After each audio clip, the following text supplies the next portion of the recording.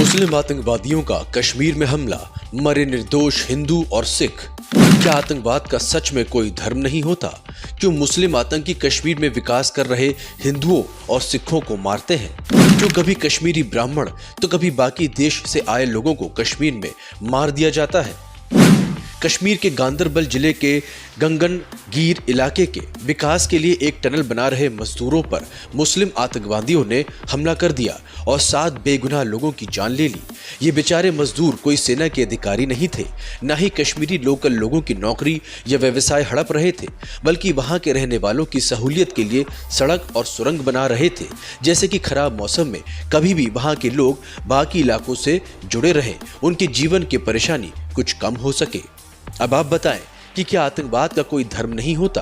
और अगर नहीं होता तो क्यों आए दिन कश्मीर के मुस्लिम आतंकी कभी कश्मीरी ब्राह्मण तो कभी बाकी देश से कश्मीर में आए हिंदू और सिखों को मार देते हैं? कश्मीर में अवैध रूप से रह रहे रोहिंग्या मुसलमानों पर आज तक कोई हमला क्यों नहीं हुआ? और मारे या पकड़े गए सभी कश्मीरी आतंकवादी मुस्लिम ही क्यों होते हैं?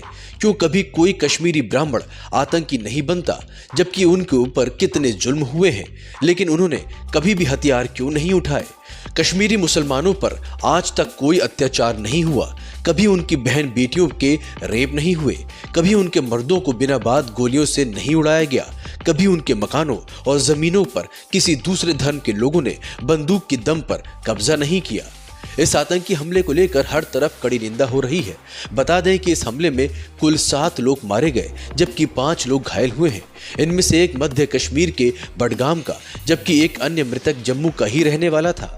घायलों का इलाज शेर Kashmir institute of medical sciences में जारी है।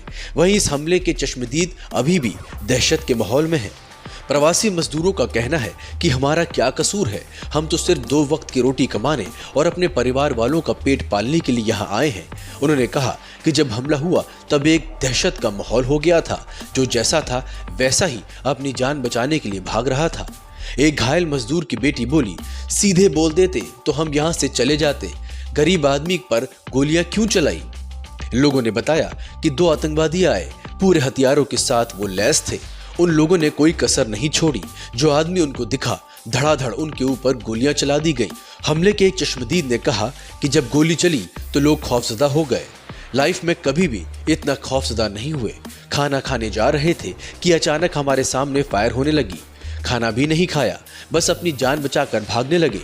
एक अन्य चश्मदीद ने कहा, हम कमरे में बैठे हुए थे, बाहर फायरिंग की आवाज आई, हमने सोचा कि आसपास कोई शादी होगी या उसकी शादी के जश्न में पटाखे चल रहे होंगे। थोड़ी देर बाद वहां हल्ला मच गया और फायरिंग हुई। जैसे ही बाहर निकले तो मौके पर ही दो शव देखे और करीबन 6 लोग घायल पड़े थे।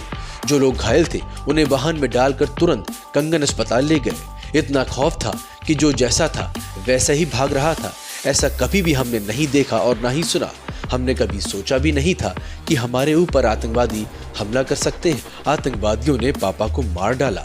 गांदरबल में मारे गए शशि अबरोल की बेटी का दर्द आपकी आंखों में आंसू भर देगा।